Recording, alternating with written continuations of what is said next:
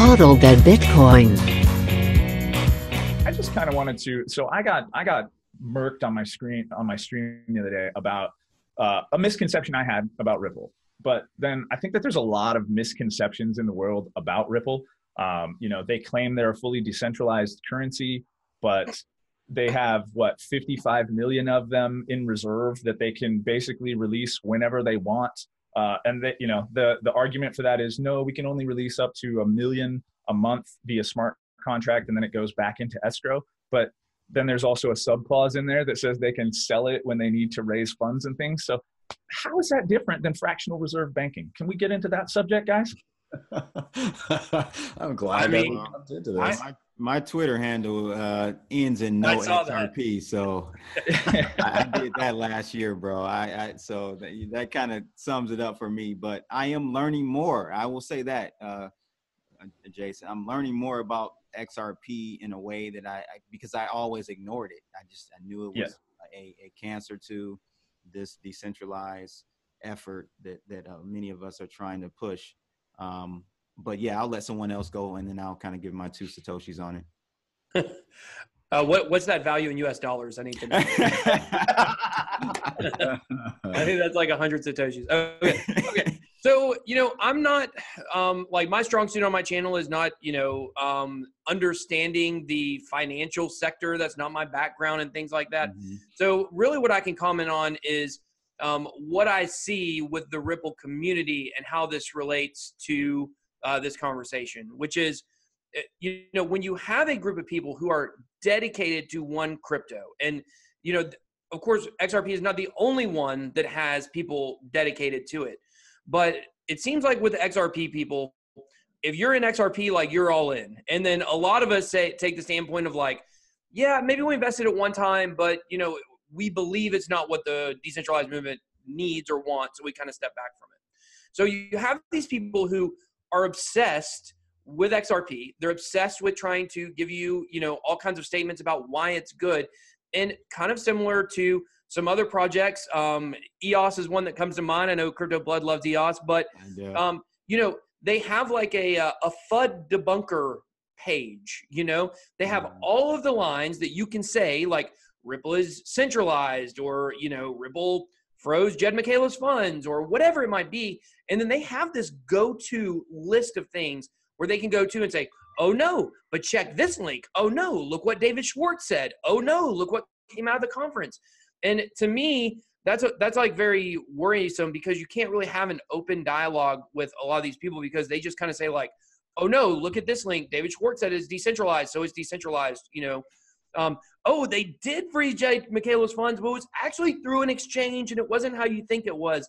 Like, yeah, but they got frozen, So I controlling your money.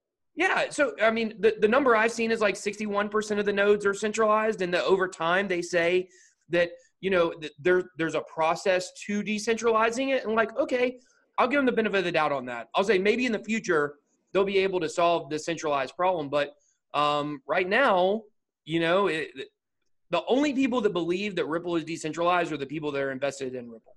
So oh, go ahead. So I was just going to say, I was really excited that they got like the blockchain expert to speak at Swell. Oh yeah. The Bill Clinton. Yeah. Bill Clinton has been a man that's been involved in blockchain and cryptocurrency since the beginning. He's been involved in some chains and some whips. Right. Oh man, that was a good one. But yeah, exactly. So let's talk about that as well. Like, is what they're doing? Okay, so let me take a step back and say, I'm not naive enough to not think that Ripple is going to have some place in the bridge. Oh, absolutely. Of course. It is. It just is. Whether I like it or not, it just is, right? So I'm not naive enough to say that that's not going to happen. So with that, is it acceptable to let that fox into the henhouse in order to help try to drive forward mainstream adoption? I don't think so, man, because that's the danger with Ripple, is because many people, like last year, I was going around the city, giving people tutorials about what cryptocurrencies are all about and all that. And, I would get to these events, and most of them were brand new people into the space, and they all had Ripple, and they felt like that was a cryptocurrency. In my book, it's not, because it's centralized and owned by one organization. And 100% pre-mined. And 100% pre-mined. So that the issue that I have with the guys is that I feel like it taints the definition for newcomers into the game about what cryptocurrencies are. And that's where the danger is, because now they don't know how to differentiate from real from fake, in my opinion. So I like what you said though about Cryptosomniac, about it being, I think it's going to be successful. You know what I mean? They've done too many, too much money behind it. That's it. And they're like, they are business. They're doing partnerships. They are a legitimate business. They are business people, and they are connected. So, those things. So I just don't want us, as like, we're so early. We forget this.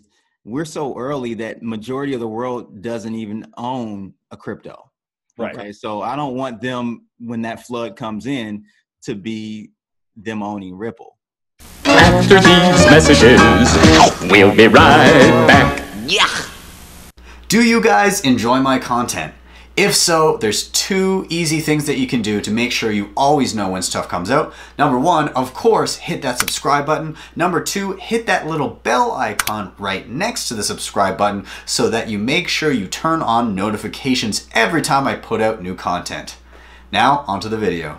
And I think that's a big debate going on right now, which is, would you rather people come into crypto through Ripple or not come in at all? And that's a discussion my friend Crypto Stash and I had, in a little chat about this, where I say, like, for me, hey, Ripple was the second altcoin I bought. I bought a Litecoin and then I bought some Ripple. I still got it sitting in my Toast wallet that I can't get rid of because I got, less than 20 or whatever, $20 or less than 20, whatever it is.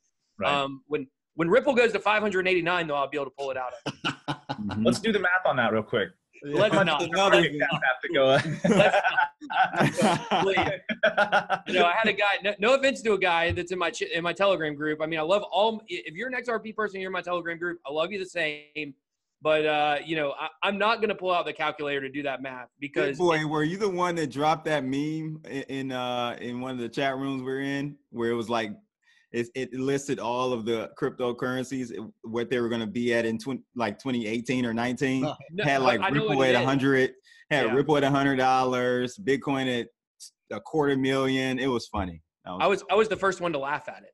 Oh, yeah. They left off Bcash in that list too, didn't they? Yeah.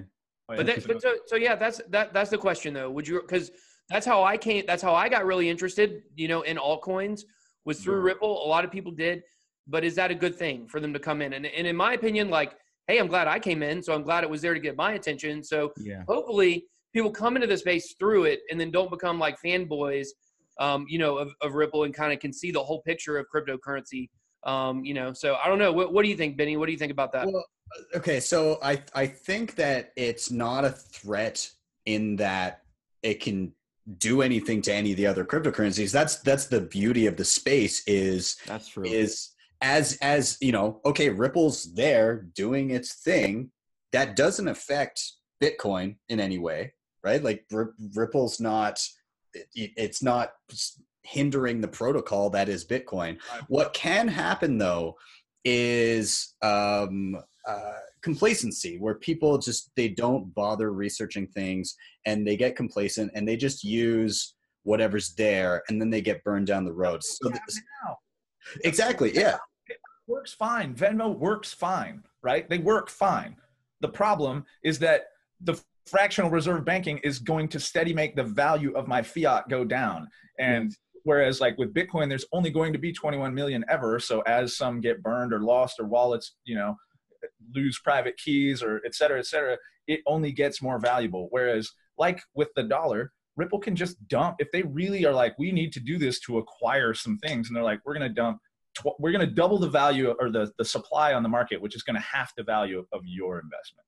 So my concern has always been, and someone was kind of explaining to me, I'm like, how does the actual XRP token fit into their ecosystem. And then someone said, well, the X current is going to fold in the XRP token into it when they get to that point. Do you guys know anything about this X rapid to X current transition and how that token is going to be utilized? I can tell you a little bit about it because this is part of what I got served. I was of the opinion saying, I was like, no, you don't even need to use the XRP token to utilize any of their protocols. Yeah, that's not correct.